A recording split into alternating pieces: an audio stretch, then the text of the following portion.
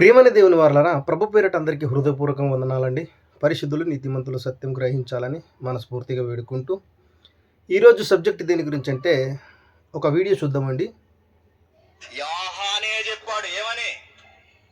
మహిమ కలిగిన దేవుడు యేసు ప్రభువు. అపోస్తలుడైన పౌలే చెప్పాడు దైవము సశరీరుగా ఇలలోనికి వచ్చాడని.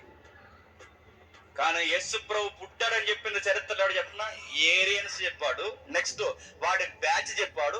ఈ తరంలో ఇదిగో వీళ్ళు చెప్తున్నారు. ఇప్పుడు చెప్పండి, ఆ రోజు దులుమాడడానికి పౌలున్నాడు, ఆ రోజు దులుమాడేయడానికి యోహాను గారు ఉన్నారు, ఆ రోజు అపోస్తుల ఆది సంఘం ఉంది. 2-3 శతాబ్దాలకు వచ్చేసరికి అలెగ్జాండర్ అగ్నేసి ఉన్నారు. ఈ జనరేషన్ ఎవరున్నారంటే మనకు తెలిసిన తెలుగు రాష్ట్రాల్లో మన పరిధిలో మీ సంగతి చూడటానికి మేము ఉన్నాం. మళ్ళీ చెప్తాను, మీకు సార్వత్రిక ఆహ్వానం ఇస్తున్నాం. యేసు ప్రభు పుట్టాడన్నా, ఆయన చిన్న దేవుడు అన్నా, ఆయన సజీవుడిగా కనబడిన మానవుల్లో గొప్పవాడు అన్నా, ఆయన దైవత్వాన్ని తగ్గించేవారు ఎవరున్నా మీకు త్వరలో ఆహ్వానం ఉంది, రెడీగా ఉండండి. మీరు ఫ్లైట్లో వస్తారో బస్సులో వస్తారో, ఈ సిద్ధాంతాన్ని ఈ సిద్ధాంతం ఏదైతే ఉందో దీన్ని నిరూపించడానికి, మీరు తప్పుడు సిద్ధాంతం మిమ్మల్ని బయట పెట్టడానికి ఎన్ని ఖర్చులైనా మేము భరించడానికి రెడీ. ముఖ్యంగా నేను రెడీ. అవసరమైతే మీకోసం సీటీ పడతాను. అవసరమైతే మళ్ళీ చెప్తాను, ఒక లోన్ తెచ్చుకుంటాను. ఎందుకంటే ఇది తప్పని మన జనరేషన్లో వీళ్ళని తేల్చాలి, వీళ్ళ యొక్క గుట్టు రట్టు చేయాలి. వీళ్ళ దుర్బోధలు సంఘానికి, ఆత్మలకి ఎంత ప్రమాదమో, రక్షణ జీవితానికి ఎంత ప్రమాదమో బయట పెట్టాలి. దేని విషయంలో మనం సీరియస్ గా ఫైట్ చేయడానికి ఒక అడుగు ఆలస్యమైనా పర్లేదు, కానీ యేసు ప్రభు దైవత్వం విషయంలో కనికరించేదే చెప్పండి. లేదు, అది ఎవరైనా, స్నేహితుడైనా, బయటోడైనా, ఎవడైనా, ఎంత సుపరిచితమైన వ్యక్తి అయినా. ఈ సంగతి ఏంటి తెలుసు, మళ్ళీ చెప్తున్నాను, మా ఫైట్ మీతో కాదు, చెప్పండి, మీ బాబుతో. మా యుద్ధం మీతో కాదు, మీ తప్పుడు బాబుతో. మిమ్మల్ని సహోదరులుగా ప్రేమిస్తాం. ఆ రోజు మీరు వస్తే మటన్ కర్రీ కూడా నేనే వేస్తాను. నేను అడుగుతున్నాను, ప్రేమలో ఏం తక్కువ ఉండదు. మళ్ళీ చెప్తున్నాను, మేము చూడటంలో ఏం తక్కువ ఉండదు. ఎందుకంటే మీరు కూడా సత్యం తెలుసుకోవాలని, ప్రేమ కలిగి సత్యం చెప్పడానికి మేము సిద్ధాంతంతో రెడీగా ఉన్నామని చెప్తున్నాను. ఈ 3 రోజులు చెప్పేది అన్నయ్య మళ్ళీ చెప్తాను, ఈ 3 రోజులు చెప్పినా, మీకు ఎంత డీప్గా చెప్పినా ఆయన చెప్పింది స్పిరిట్ లో మొక్కే. చూడండి ప్రియమైన దేవుని వారలారా, బ్రదర్ జేమ్స్ గారు మీరు గట్టిగా అరిచి చెప్పినంత మాత్రాన సత్యం అసత్యం కాదు, అసత్యం సత్యం కాదు బ్రదర్. మీరు ఇందులోనే మీరు ఎంత తప్పిదం మాట్లాడారో నేను మీకు రుజువు చేస్తాను. ఇప్పుడే మీ మాటల్లో ఒక్కొక్క మాటకి ఒక్కొక్క సమాధానం బైబిల్ నుండి ఇస్తాను బ్రదర్. మీరే చూడండి. ఇక విన్నవారందరూ, అక్కడ కూర్చున్న వాళ్ళందరూ కూడా మరి గ్రహించాలని మనస్ఫూర్తిగా వేడుకుంటున్నాను. చూద్దాం బ్రదర్ ఏం మాట్లాడారో. మళ్ళీ ఆయన ఒక్కొక్క మాట చెప్పాడు కదా, ఒక్కొక్క మాట మీకు వినిపిస్తానండి, గ్రహించాలని మనవి. యోహానే చెప్పాడు ఏమని? మహిమ కలిగిన దేవుడు యేసు ప్రభువు.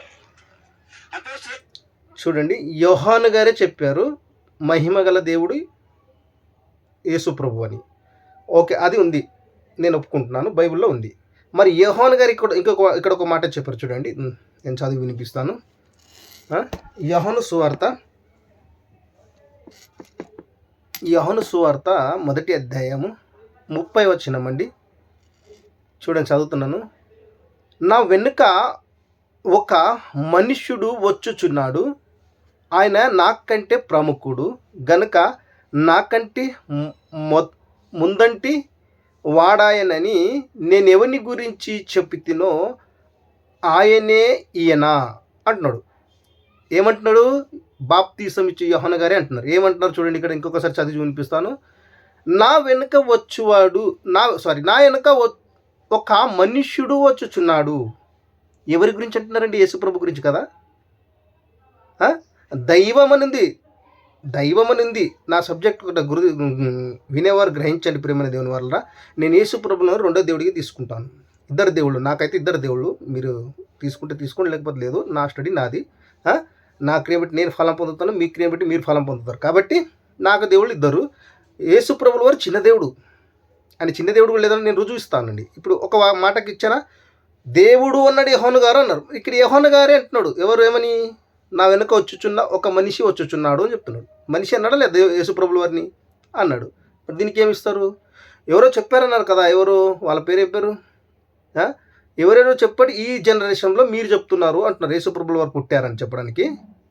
చూడండి, ఇప్పుడు ఒకదాని గురించి చూపించానండి. ఏమని యోహాను గారు చెప్పారు యేసుప్రభుల వారు దైవత్వము అన్నాడని. ఓకే, అది ఉంది, లేదనట్లేదు. మరి యేసుప్రభుల వారు మనిషి అని అదే యోహాను కూడా చెప్పారు ఇక్కడ. దీనికి ఏమి ఇస్తారో మీరు సమాధానం ఇవ్వండి. చూడండి. పౌలే చెప్పాడు దైవము సశరీరుగా ఇలలోనికి వచ్చాడని. చూసారా, పౌలు చెప్పాడంట ఏమని, దైవత్వము శరీరంలోనికి వచ్చాడని. ఒప్పుకుంటామండి, దైవత్వము యేసుప్రభుల వారు, నేను చెప్తున్నాను కదా యేసుప్రభుల వారు రెండో దేవుడు, కానీ నీవు రెండో దేవుడిని స్వీకరించావు కదా మీరు. అది కాబట్టి ఒక్కసారి పౌలు గారు ఏం చెప్పారో చూద్దామండి. మొదటి కొరింథీ 1:3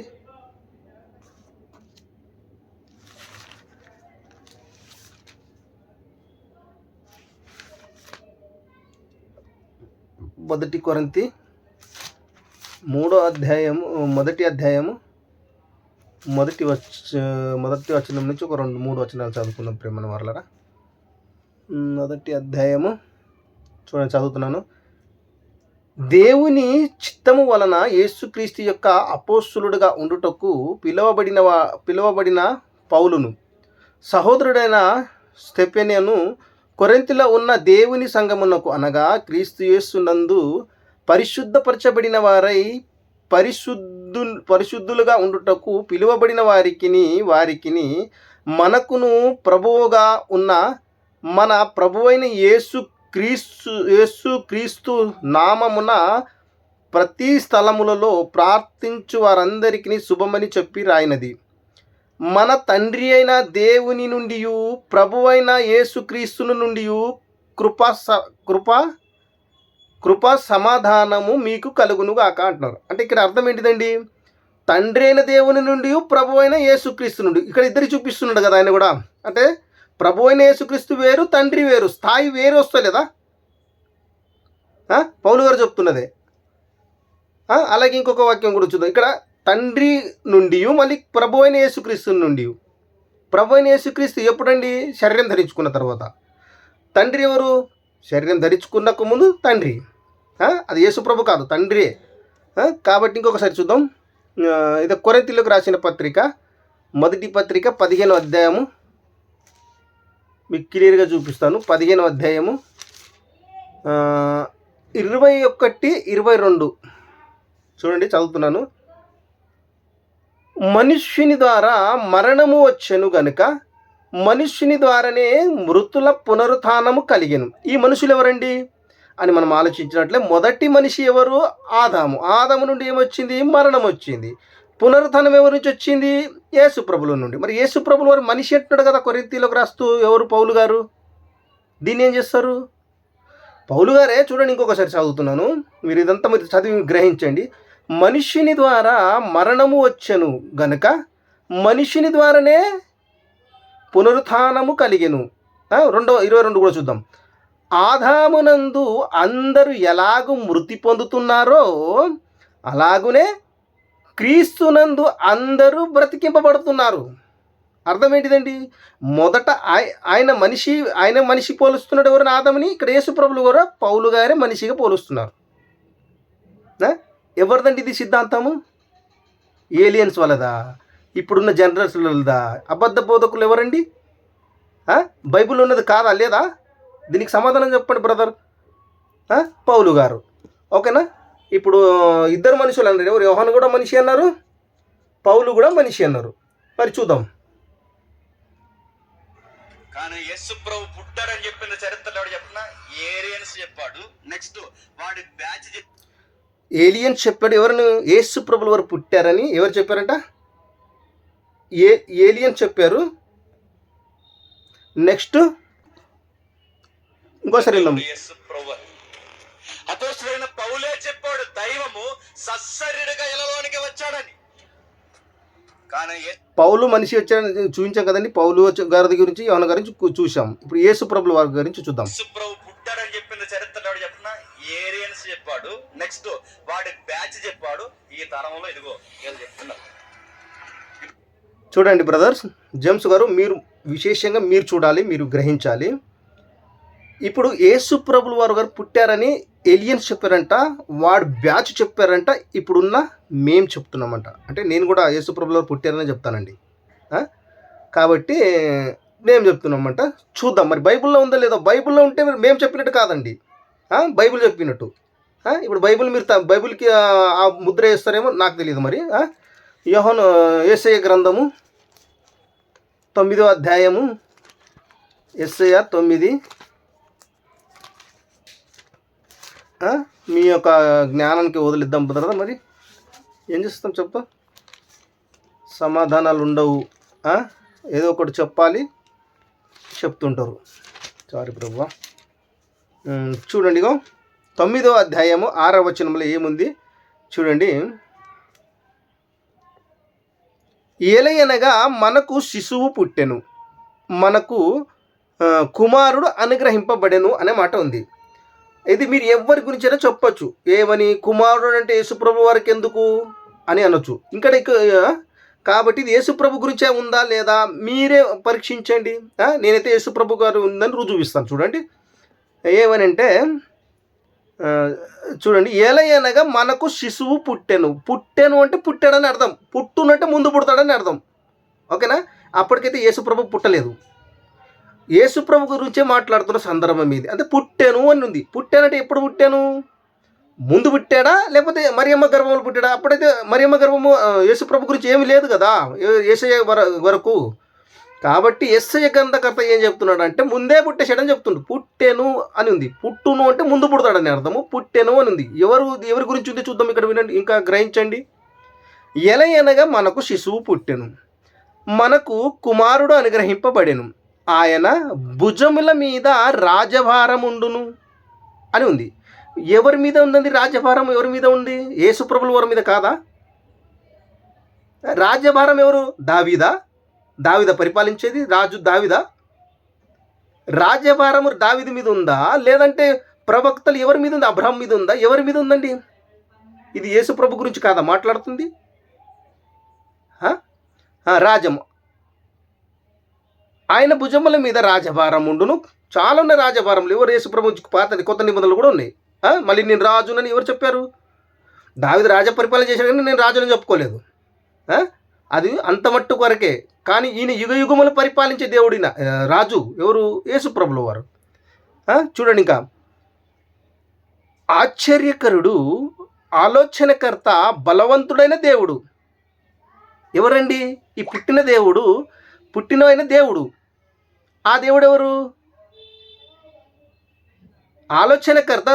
రాజభారము ఉంటుంది ఆయన మీద. మళ్ళీ ఆలోచనకర్త అంట, ఆశ్చర్యకరుడు అంట, బలవంతుడైన దేవుడు అంట. ఇంత క్లియర్గా ఉంది కదండి. పుట్టలేదు అని మీరు ఎలా అంటారు? ఎప్పుడు పుట్టాడో తెలుసుకోవాలి కదా. ఇక్కడ పాత నిబంధనలే పుట్టినప్పుడు యేసుప్రభు అయితే లేరు కదా. మరి ఎప్పుడు పుట్టాడైనా? కొత్త నిబంధనలు చెప్తుందంటే ఇక్కడ సరే మరియమ్మ గర్భంలో పుట్టాడు కాబట్టి పుట్టాడు అందాం.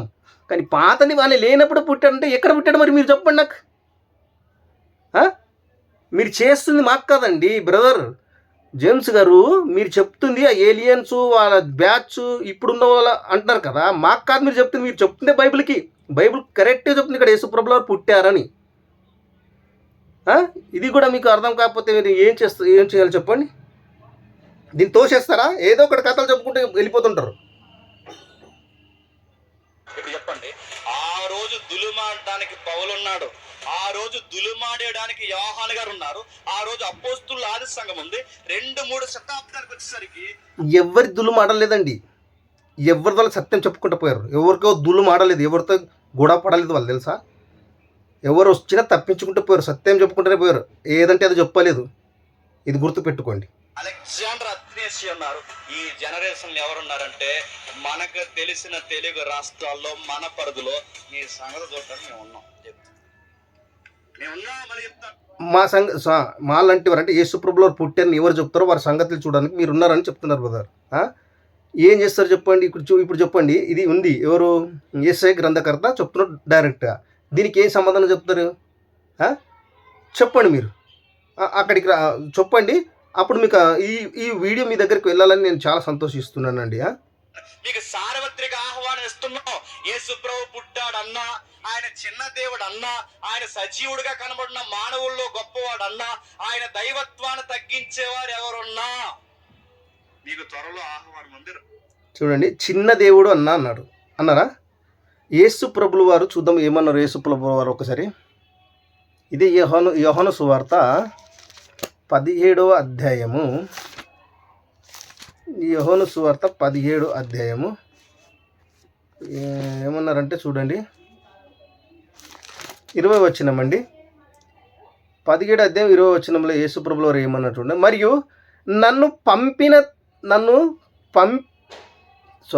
మరియు నీవు నన్ను పంపితివని లోకము నమ్మునట్లు తండ్రి, నాయందు నీవు నీయందు నేను ఉన్నలాగునా లోకము తెలుసుకొనట్లు నన్ను నువ్వు పంపావని లోకము తెలుసుకోవాలి తండ్రి అని ఇక్కడ యేసు ప్రభువు వారు ప్రార్థన చేస్తున్నారు. ఆయన తగ్గించుకున్నాడు కదా, మరి మీరేంటి తగ్గించడం అంటారు? ఆయన తగ్గించుకుంటున్నారు. మీరేమంటున్నారు? యేసు ప్రభువు దైవత్వము తగ్గించుకున్న చిన్నోడన్నా పెద్దోడన్నా అంటున్నారు. దేవుడు చిన్నోడు కాదంటారా? యేసు ప్రభువు వారు చిన్నోడు కాదంటారా? దేవుడే ఒప్పుకుంటాను, కానీ రెండో దేవుడికి ఒప్పుకుంటాను, తండ్రి కాదు. ఒక విషయం చూడండి, మీరు ఇంకొక మాట కూడా అన్నారు. ఏమని అంటే స్థాయి చిన్నది అన్నారు. స్త్రీకి శిరస్సు ఎవరండి? పురుషుడు. పురుషుడికి శిరస్సు ఎవరండి? క్రీస్తు. క్రీస్తుకు శిరస్సు ఎవరండి? తండ్రి కదా. మరి శిరస్సు అంటే అర్థం ఏంటిది? నెత్య. మీరు చదువుకున్నారు కదా బ్రదర్. నెత్తి కాదు కదా. శిరస్సు అంటే స్థాయి. ఒక్కరికినొక్కరు స్థాయి పెద్దది అని చెప్తున్నాడు. మరి క్రీస్తుకిన శిరస్సు స్థాయి పెద్దది ఎవరిది? దేవుడు తండ్రిది అని చెప్తున్నాడు కదా బైబుల్. లేదంటారా? చూపించమంటారా? చూడండి, మొదటి కొరింథీయులకు రాసిన పత్రిక,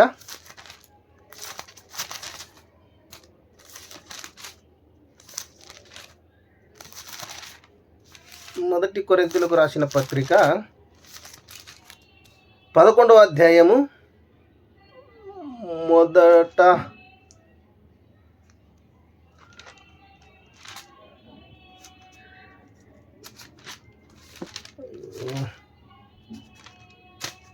చూడండి, ఒక 5వ వచనం చదువుతాను. 7, 8, 8వ వచనం చదువుతున్నా చూడండి. మొదటి కొరింథీయులకు పత్రిక 11వ అధ్యాయము 8వ వచనము. ఎలయనగా స్త్రీకి పురుషుడనియు పురుషునికి కలిగే మొదటి నుంచి చదువుదామండి. చూడండి, నేను క్రీస్తును పోలి నడుచుకొనుచున్న ప్రకారము మీరును నన్ను పోలి నడుచుకొనుడి. మీరు అన్ని విషయములలో నన్ను జ్ఞాపకము చేసుకొనుచు నేను మీకు అప్పగించిన కట్టడలను గైకొనుచున్నారని. ఆయన ఏది అప్పగించాడు పౌలు గారు, అది గైకొనాలి అని చెప్తున్నాడు. చెప్తూ ఏమంటున్నాడు చూడండి, ప్రతి పురుషునికి శిరస్సు క్రీస్తు అనియు, పురుషునికి శిరస్సు క్రీస్తు అనియు. అంటే పురుషును మనిషిగా కనిపిస్తున్నాడు యేసు ప్రభువు వారు, అయినప్పటికీ ఆయనకిన స్థాయి పెద్దది ఎవరిదంట? క్రీస్తుదని చెప్తున్నారు. క్రీస్తుకు మనిషిగా చూడకండి, మీకిన స్థాయి అనేది పెద్దది అని చెప్తున్నాడు ఇక్కడ. అలాగే చూడండి, స్త్రీకి శిరస్సు పురుషుడనియు. చూసారా, అందరు మనుషులు సమానం అంటారు. స్త్రీకిన ఏ తల్లి అయినా సరే స్త్రీకిన పురుషుడు గొప్పవాడే, పెద్దవాడే, స్థాయి పెద్దదని బైబిల్ చెప్తుంది ఇక్కడ. ఇవి పఠించాలి మీరు. అలాగే చూడండి, పురుషుడనియు క్రీస్తుకు శిరస్సు దేవుడనియు మీరు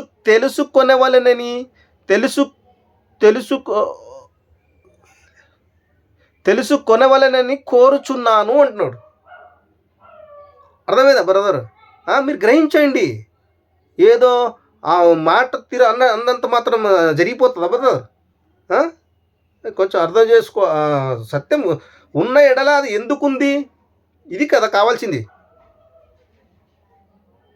రెడీగా ఉండండి. మీరు ఫ్లైట్లో వస్తారో బస్సులో వస్తారో. ఇంకొకటి రండి అంటున్నారు. ఇప్పుడు మాలాంటి వారు వెళ్ళామనుకోండి, ఎవరికి ఏ డౌట్ ఉన్నా అడగండి అంటారు. అడుగుతాం ఒక ప్రశ్న, అంతేగా నువ్వు కూర్చో దానికి సమాధానం చెప్తాం. ఇక వాళ్ళ చోతిలో చెప్పుకుంటూ పోతారండి. అదా దమ్ముంటే మీ నెంబర్ నాకు ఇవ్వండి, నా నెంబర్ నీకు ఇస్తా. ఇద్దరు మాట్లాడుకున్నాం, ఎవరు అవసరం లేదు. రికార్డింగ్ చేద్దాము, యూట్యూబ్లో పెడదాం. సత్యవంతులు గ్రహిస్తారు ఉన్నది ఉన్నట్టుగా. సత్యానికి చోటిచ్చేవారు సత్యం వైపులో నిలబడతారు. అంతేకాని నలుగురిలో నిలబడి డిబేట్లు ఇవన్నీ అవసరమా? కాబట్టి గ్రహించండి బ్రదర్, మీరు వెళ్తున్నవే కరెక్ట్ కాదు. ఈ సిద్ధాంతాన్ని నెరవేరి ఈ సిద్ధాంతం ఏదైతే ఉందో దీన్ని నిరూపించడానికి మీరు తప్పుడు సిద్ధాంతం మిమ్మల్ని బయట పెట్టడానికి ఎన్ని ఖర్చులైనా మేము భరించడానికి రెడీ. ముఖ్యంగా నేను రెడీ. అవసరమైతే మీకోసం సీటీ పడతాను. సత్యానికి మీరు ఏం చేయలేరు బ్రదర్, ఇది గుర్తుపెట్టుకోండి. బైబుల్ ఉన్నది ఉన్నట్టుగా చెప్పాలి. ఇప్పుడు వీటికి మీకు వ్యతిరేక ఎవరి దగ్గర ఉంది వ్యతిరేకము? మీ దగ్గర ఉంది సూటిగా కనిపిస్తుంది కదా. మీరు లోన్ తెచ్చుకుంటాను, ఎందుకంటే ఇది తప్పని మన జనరేషన్ లో వీళ్ళని తేల్చాలి. వీళ్ళ యొక్క గుట్టు రట్టు చెయ్యాలి. వీళ్ళ దుర్బోధలు సంఘానికి ఆత్మలకి ఎంత ప్రమాదమో, రక్షణ జీవితానికి ఎంత ప్రమాదమో బయట పెట్టాలి. దేని విషయంలో మనం సీరియస్ గా ఫైట్ చేయడానికి ఒక అడుగు ఆలస్యమైనా పర్లేదు, కానీ యేసుప్రభు దైవత్వం విషయంలో కనికరించేదే చెప్పండి. లేదు, అది ఎవరైనా, స్నేహితుడైనా, బయటోడైనా, ఎవడైనా, ఎంత సుపరిచితమైన వ్యక్తి అయినా. ఈ సంగతి ఏంటి తెలిసింది, మళ్ళీ చెప్తున్నాను, మా ఫైట్ మీతో కాదు, చెప్పండి, మీ బోధతో. మా యుద్ధం. ఓకే బ్రదర్, బోధ అన్నారు కదా, నేను కూడా ఇప్పుడు మీ బోధను బట్టి పెట్టాను. ఈ వీడియో కూడా విన్ని మీ దగ్గరకు వస్తే మీరు దీనికి ఏమి జవాబిస్తారో చూద్దాం. ఓకేనా? కాబట్టి ప్రియమైన దేవుని వర్లరా, సత్యం వైపు నిలబడండి. బైబుల్ ప్రభువు మనిషి, యేసు ప్రభుల వారు దేవుడు అని చెప్తుంది బైబిల్. యేసు ప్రభుల వారు మనిషి అని చెప్తుంది బైబిలే చెప్తుంది. మరి బైబిల్ మీద ఆధారపడ్డ మనము ఏంటిది అని మనం ఏం చేయాలంటే ఒంటరి కూర్చొని దేవుడిని అడగాలండి. అప్పుడు దేవుడు సహాయం చేస్తాడు. అంతేగాని వినండి, ఎవరు చెప్పినా వినండి, కానీ వారి పద్ధతులు పట్టించకండి. నాతో సహా ఎవరు చెప్పినా బాగా వినండి. వినుట వల్ల విశ్వాసం వస్తుందని చెప్పింది, చెప్పడం వల్ల కాదు. మీరు చెప్పాలని ఇష్టపడకండి. సత్యం కావాలంటే చెప్పాలని ఇష్టపడకండి, ఎక్కువగా వినడానికి ప్రయత్నం చేయండి. ఇది ప్రియమైన దేవుని వల్ల దేవుని చిత్తం అయితే సత్యం మీకు బయలుపరచును గాక. ఇది నా గొప్ప కోసం కాదు, కావాలని గ్రహించమని అందరికీ వేడుకుంటున్నాను.